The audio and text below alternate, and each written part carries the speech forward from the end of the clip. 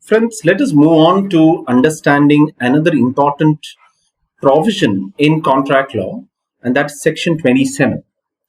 Like I told you in the past, Section 23 and Section 27 assumes great amount of significance in understanding contract law in modern times. Section 27 of the Indian Contract Act clearly states that an agreement in restraint of trade is void. Agreement in restraint of trade is void, which clearly states that uh, agreements should not in any way try and restrain someone's freedom of trade. Freedom of trade, be it of an individual or freedom of trade, be it of companies, cannot be restricted through any kind of agreement or clauses. If one tries to look at the justification, it clearly means that even in 1872 and also later on, once the Constitution of India was adopted, freedom of trade was very, very paramount as a right, both under common law, both as an equitable right, and then as a constitutional right. Everyone must be free to trade. That kind of a freedom of trade is something contracts cannot restrict or restrain. And hence, friends, Section 27 clearly states that any contract, be it of service or goods, should not restrain the right of individuals to trade with others.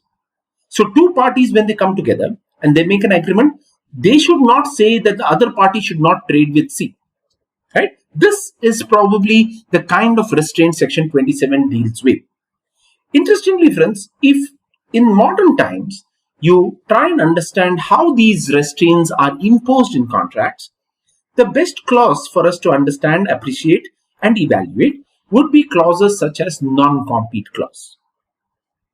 A non-compete clause, friends, clearly states in employment that an employee must not work for a competitor or should not establish a competing interest to that of the employer.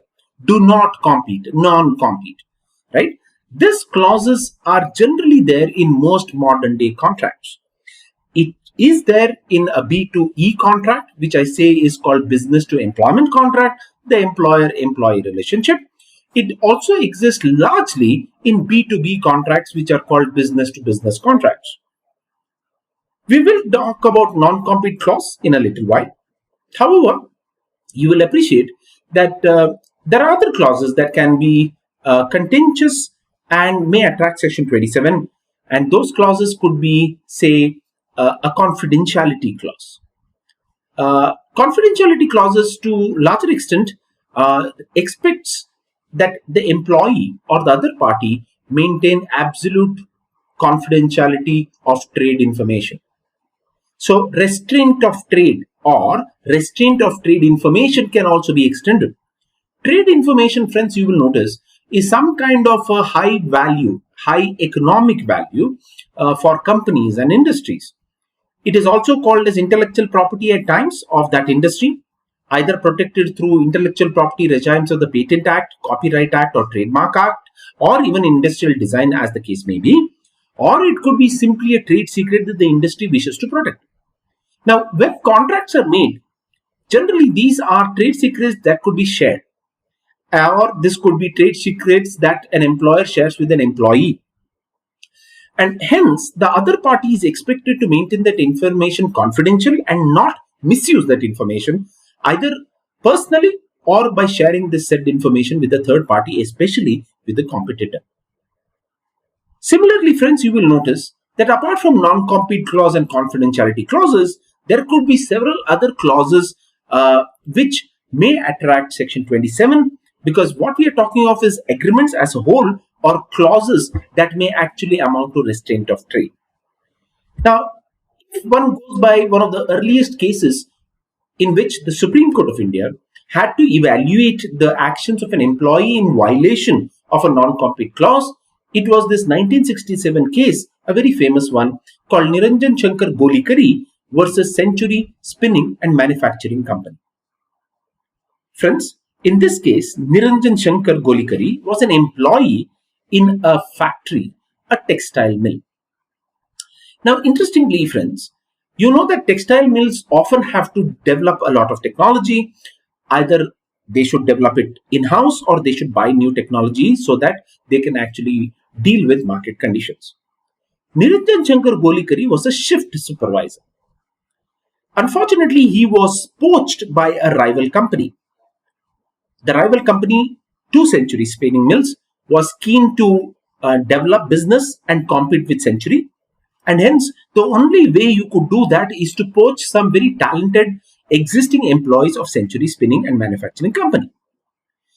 Friends, you will notice that poaching in employment is a normal practice. Every new competitor wants to compete, but not probably fairly, not probably following ethical and legal norms, but by probably entering into some kind of agreement in which they poach talented employees to come and join them by giving them some additional incentive and additional salary. Same thing happened with Niranjan Shankar. Interestingly, however, Niranjan Shankar's contract had a non-compete clause. Now, this clause very clearly expected Niranjan Shankar to be 100% loyal to his employer because he was a full-time employee.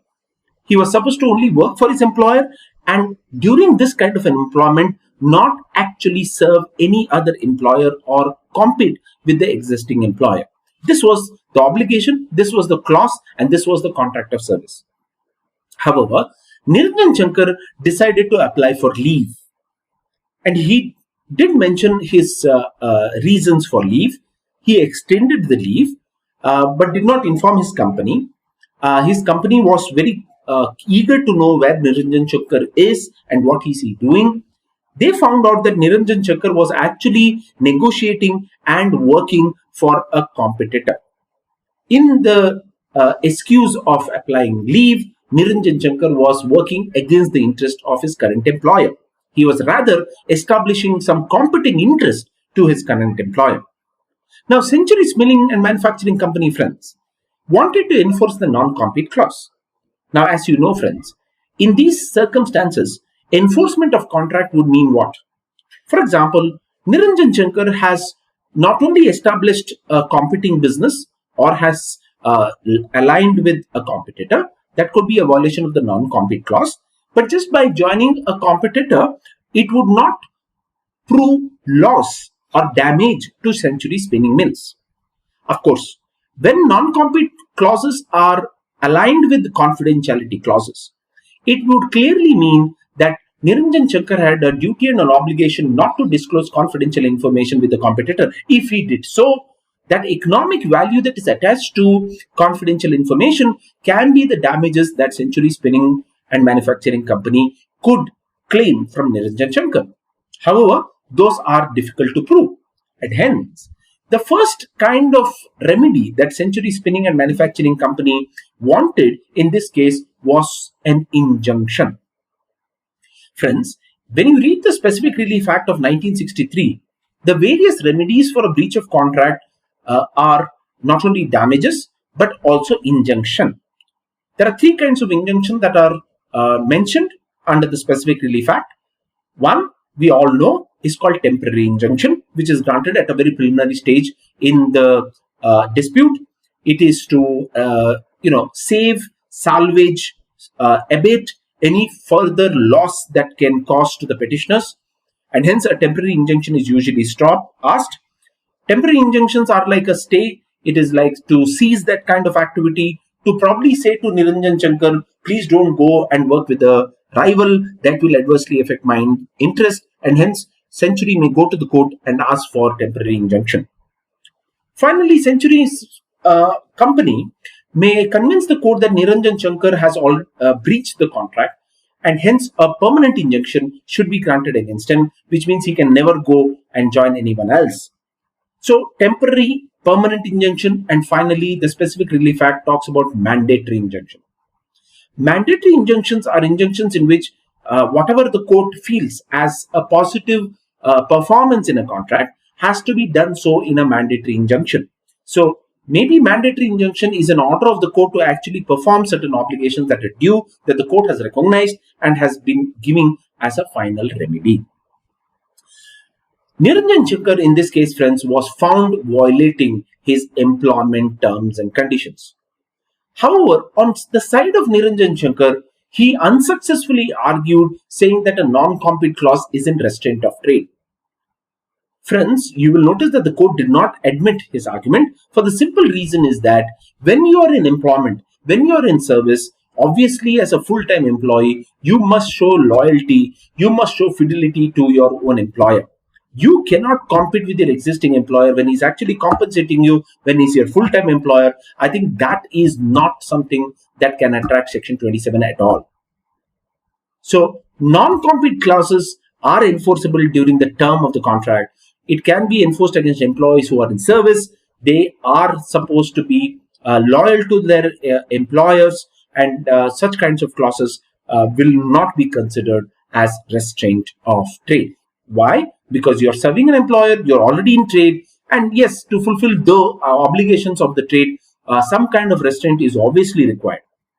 Now, you will notice, friends, at some point of time, teachers were also asked not to take,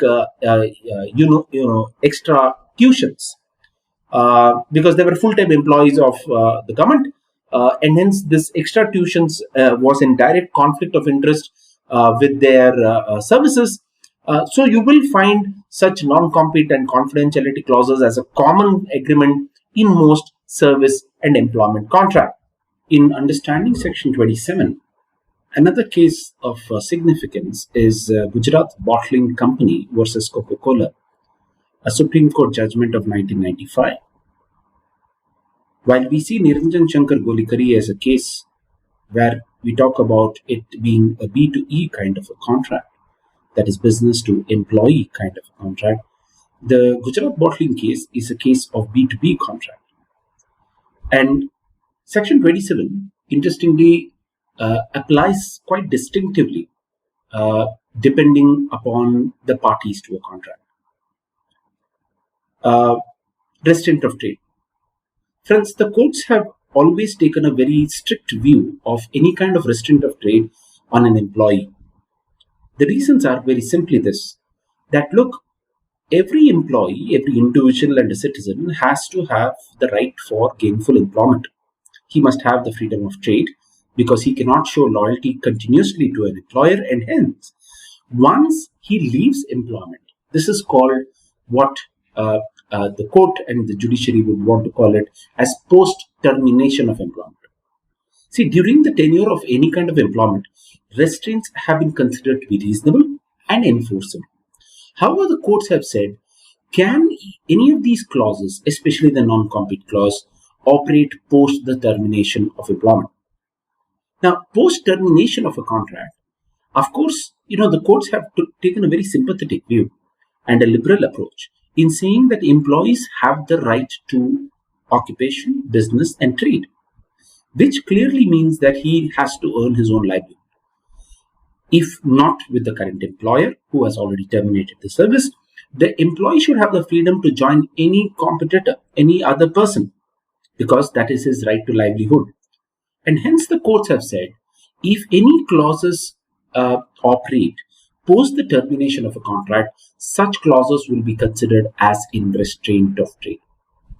Because you should have the right to trade, the clauses cannot operate post the termination of a contract, which I assume is a very, very sensible thing to look at the application of Section 27, saying that, look, I must have gainful opportunity, gainful employment, and no one can stop me, especially a contract cannot stop me from exercising those gainful employment as well.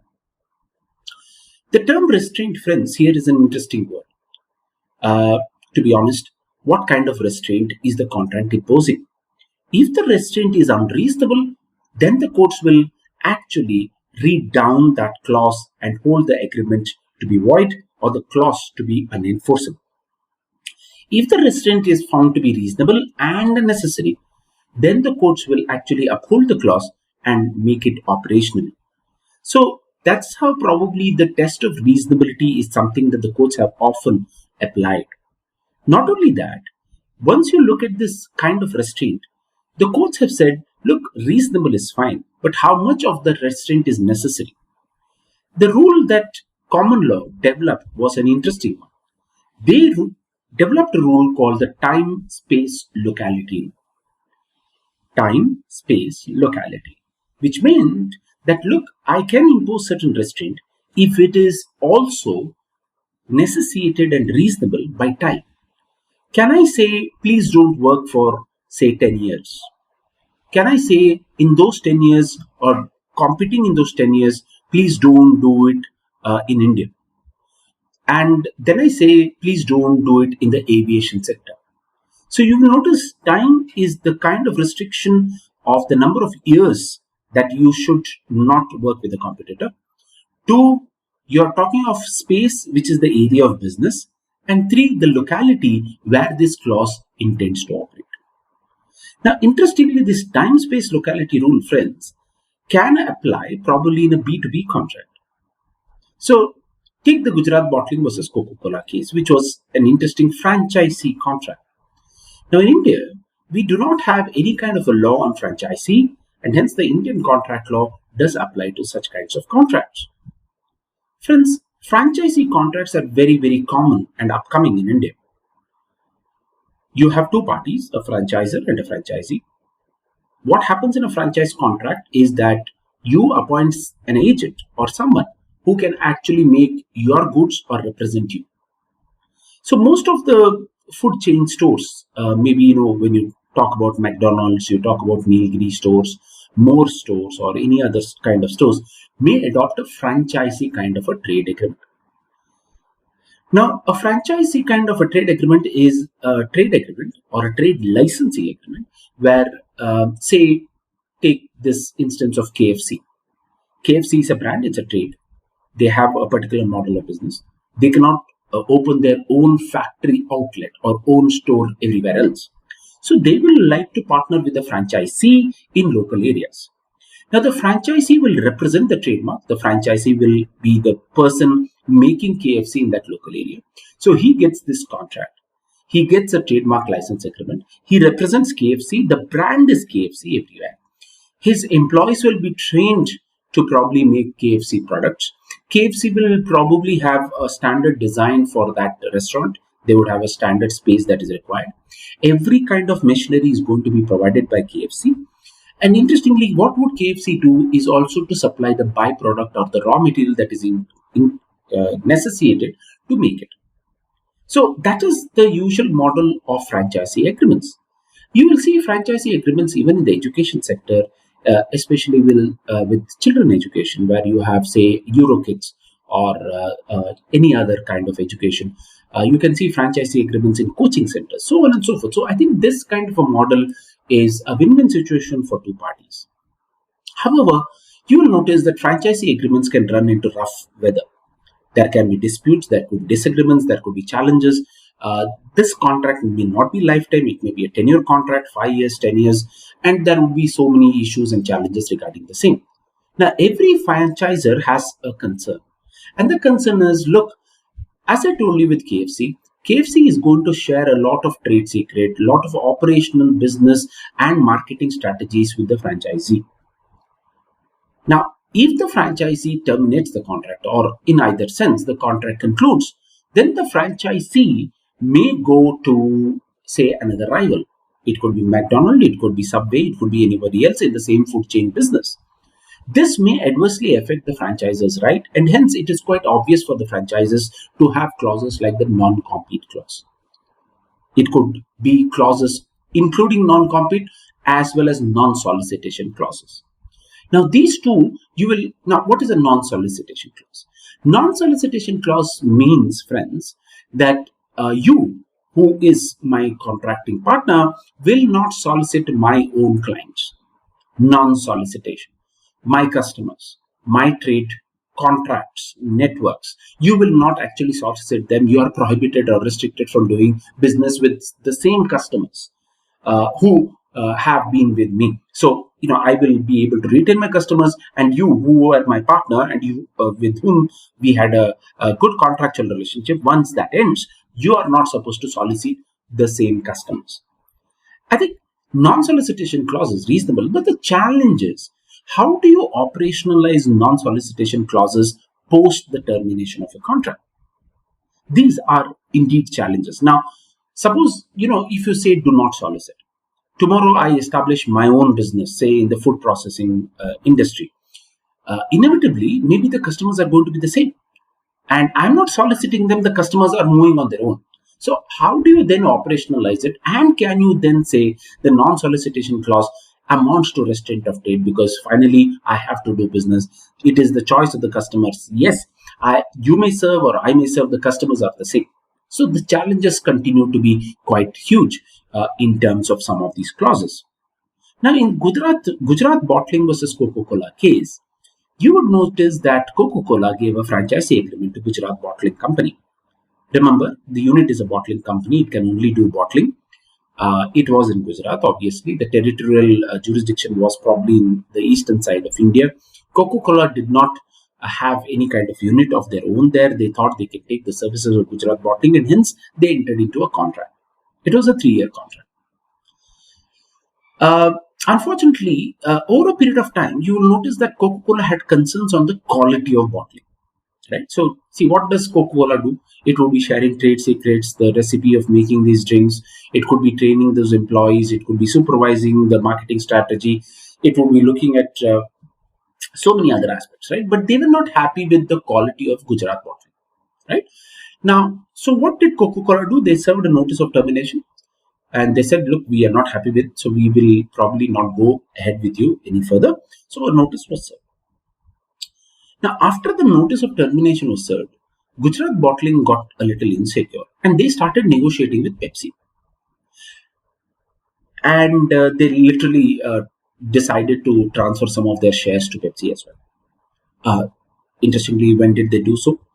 They did so when after the notice of termination, but not after termination. So this is the interim phase, right? When usually, when you have notice of termination, say in employment, you start talking to others, right? So because you want to continue your business. So Gujarat Bottling kind of thought that this was okay, this was acceptable and reasonable, and this would not be in violation of the terms and conditions of the contract. The Supreme Court in this case went ahead and said, look, we agree that restraint of trade post-termination can be attracting Section 27 and could be held to be void. Why? Because Gujarat Bottling has to do some kind of business. If not for Coca-Cola, maybe for Pepsi, maybe for Paper Boat or to someone else. That's an inevitable part of the whole exercise. But that was not what happened in this case. What happened in this case was a clear breach of trust, clear breach of contractual duties and obligation, a clear hurry that was shown by Gujarat Bottling, and unreasonableness of trying to talk and negotiate to an immediate rival during the term of the contract. Yes, notice of termination means the contract still is going on. It is just saying that in the next 3 months or 1 year, we will terminate the contract and we have no intention to go ahead. Shouldn't Gujarat Bottling have waited for that kind of contract to come to a close before they went ahead? Now, you cannot establish competing business during the term of the contract, and that includes probably the notice period of termination as well. And hence, the actions of Gujarat Bottling probably were in some kind of malified motive.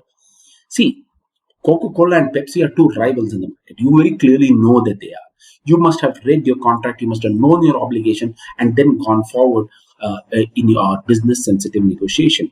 So, franchisee contracts being B2B contract have a lot of valuation. It has a lot of business strength and strategies, and hence, please note, in a B2B contract, some of these clauses may have validity. For example, confidentiality clause. Friends, confidentiality clauses, especially in franchisee agreements, have been held to be survival clauses. They can survive post the termination of the contract. You may still have an obligation not to disclose this information to any third party or misuse that information as well. Similarly, you will notice that confidentiality clauses can be held to be quite reasonable, even post the termination of contract. This is a reasonable duty. The restraint is not considered unreasonable. If you have my information, my proprietary information, my economic value of information, you are duty bound to hold it. You are not responsible. You may be held responsible, to actually give it to someone else. If you do so, then probably the liability is going to be fixed on you. So the agreement in restraint of trade is void, and hence the courts will evaluate the kind of restraint through these clauses. They will decide whether the restraint is necessary, reasonable. If it's not, then the clause or the contract can be held to be void. And hence, you will notice, friends, Section 27 has been invoked in many cases, both before the High Court and the Supreme Court, in trying to understand how can contracts be made and what is the rule of acceptability of restraint and what is the voidness that can come when restraint is imposed.